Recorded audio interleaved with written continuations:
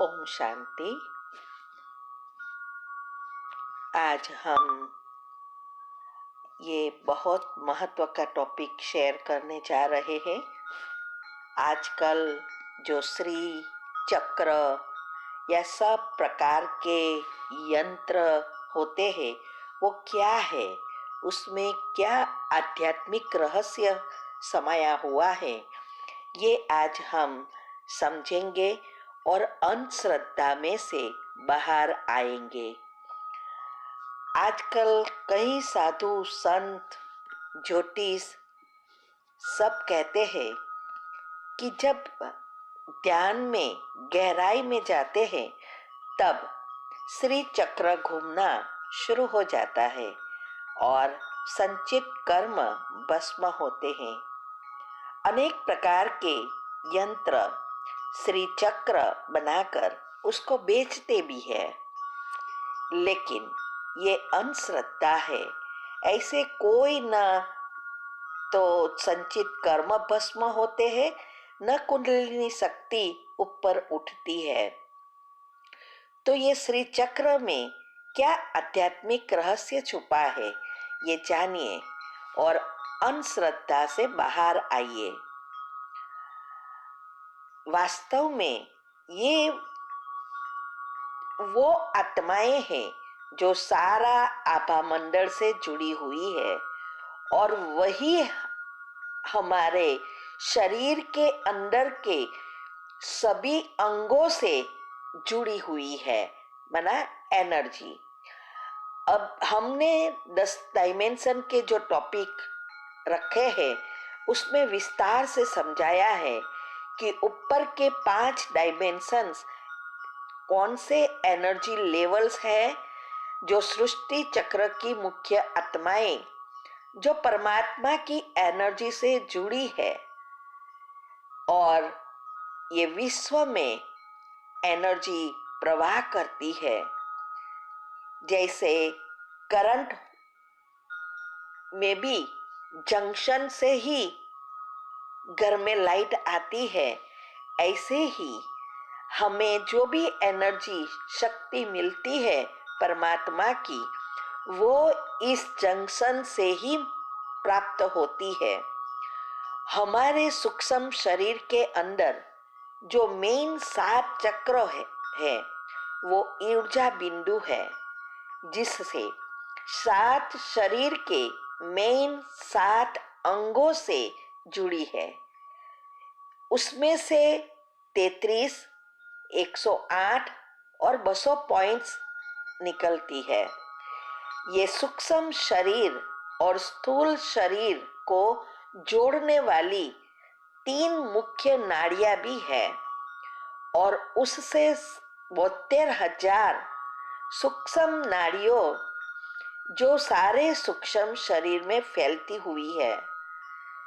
और ये हमारे शरीर में 7 चक्र के 7 रंग, सूर्य के किरणों में 7 रंग, शरीर के मेन 7 ऑर्गन्स, 7 गुण और उनसे जुड़े 7 अवगुण, 7 तत्व, हमारी इंद्रिया और विकार,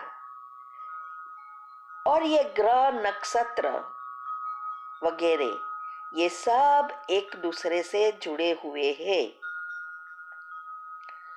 वो कैसे जुड़े हैं, कैसे कार्य करते हैं, ये जानना बहुत जरूरी है। और यही सब सारे आभा मंडल से जुड़े हैं और आभा मंडल वो मुख्य आत्माओं से जुड़ी है। ये सब स्थूल और सूक्ष्म को जोड़ने वाले हमारे संकल्प है। संकल्प से एनर्जी उत्पन्न होती है, इससे एटम में एनर्जी का बैलेंस होता है व इनबैलेंस होता है। इससे हमारे चक्र में ब्लॉकेजेस होते हैं या ब्लॉकेजेस खुलते हैं और ये सब हमारे जीवन में सुख दुख, बीमारियां, प्रॉब्लम मिलता है और उस अनुसार कर्म, जन्म, मरण होते रहते हैं।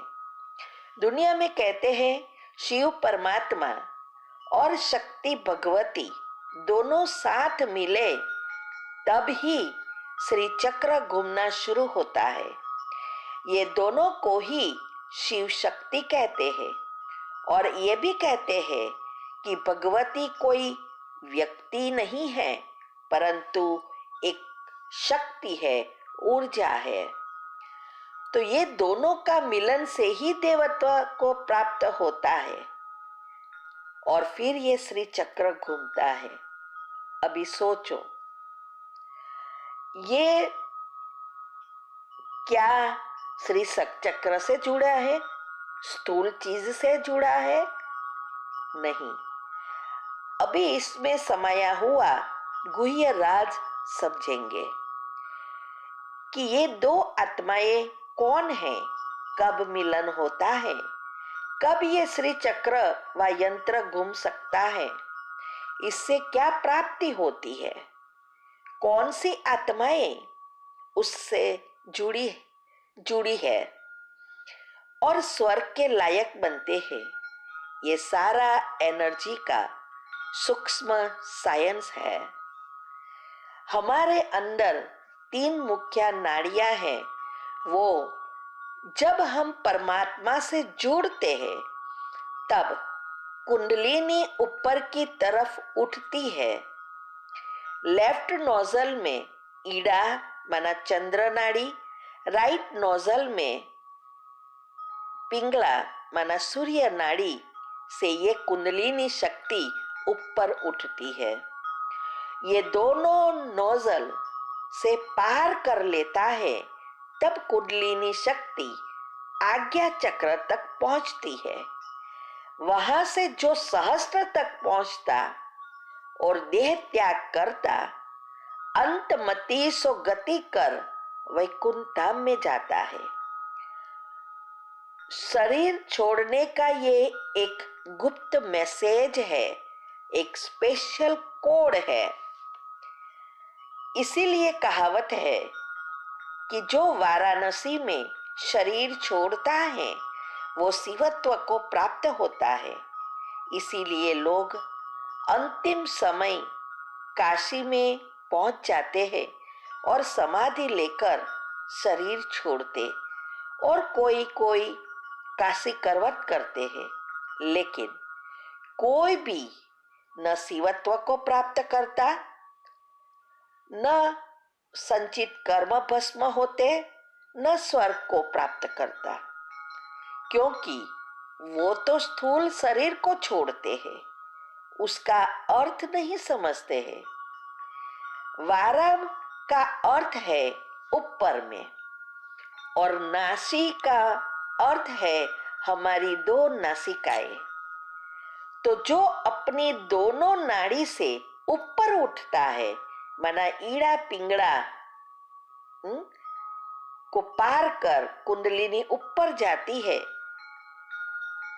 माना जिसकी चेतना कुंडलिनी शक्ति आज्ञा चक्र में पहुंचती वही शिवत्व को प्राप्त करता है और वहां से ऊपर सहस्त्र तक पहुंचता और देह त्याग करता तब अंतमति सो गति कर वैकुंठ धाम में जाता है। तो ये शरीर के लिए नहीं लेकिन एनर्जी की बात है। ये सूक्ष्म शरीर को खत्म करना है।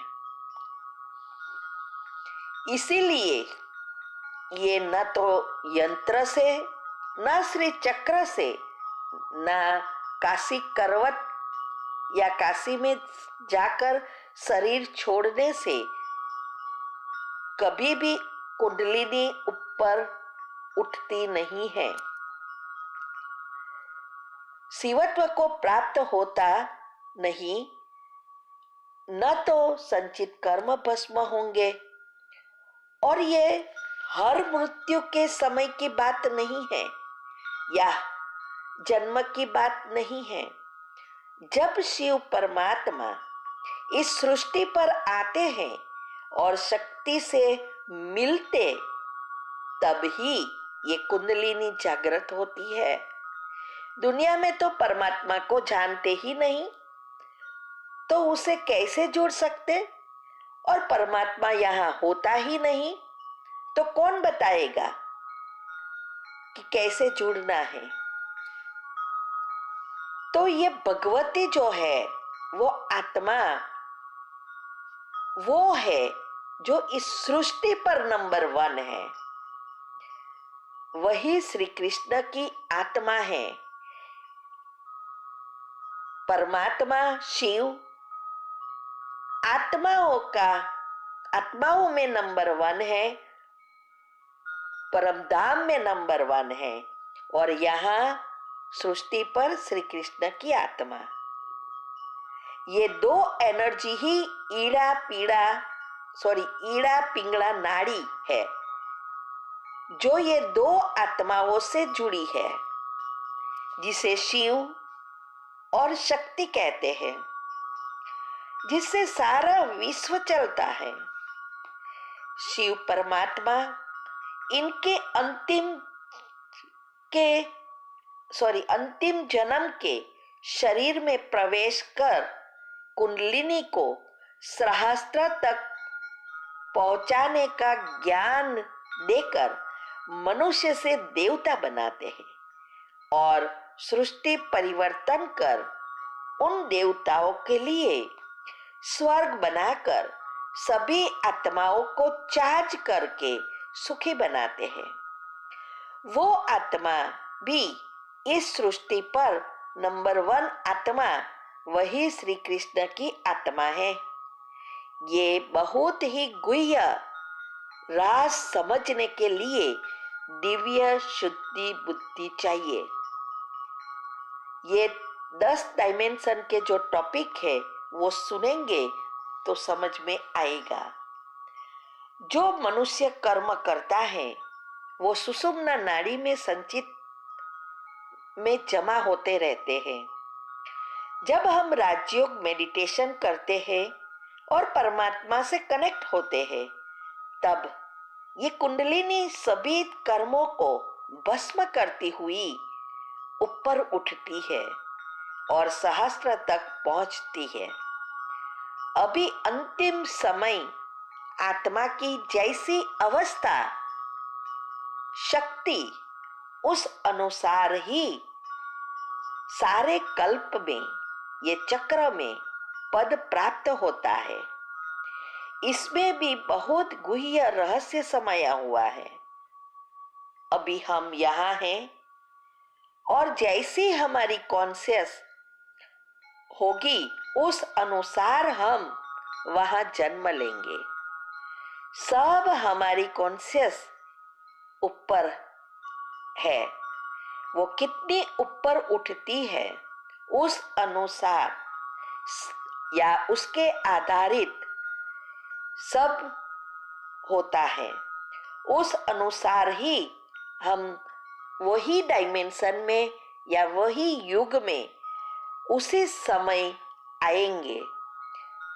अगर किसी की चेतना माना कुंडलिनी शक्ति मूलाधार चक्र में ही रहेगी तो वो कभी हायर डायमेंशन में नहीं आ सकते, तो वो संपूर्ण सुख प्राप्त नहीं कर सकते।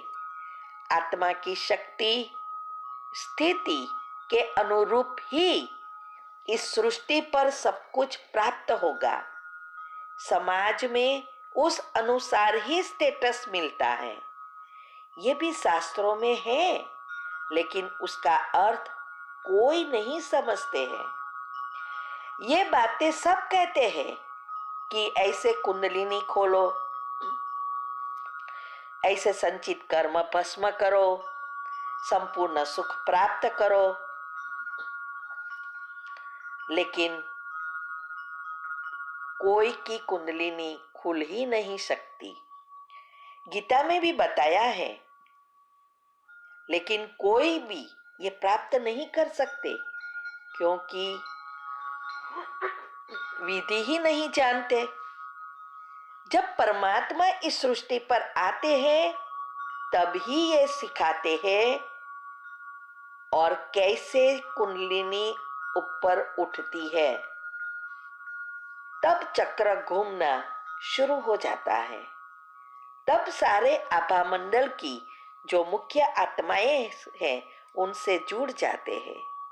सारी सिस्टम फिर से सेट हो जाती है। यही है श्री चक्र या यंत्र का घूमना।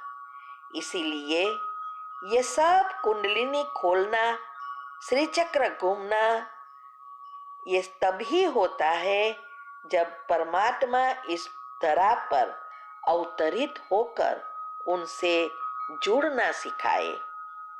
इसीलिए दुनिया में किसी के भी श्री चक्र खुल नहीं सकते। ये सब अंधश्रद्धा है। इस अंधश्रद्धा से बचो और सबको ये बात फॉरवर्ड करो। अगर और डिटेल में समझना है तो कुंडलिनी, चक्र, नाड़िया, ये सब जो यूट्यूब पर रखे हैं, बहुत गुह्य रहस्य वैज्ञानिक रीति से भी रखे हैं। ये सब यूट्यूब पर जो भी टॉपिक्स है बहुत बहुत गुह्य है। इसीलिए आप वो सुन सकते हैं और ये समझकर औरों को भी समझा सकते हैं। ओम शांति।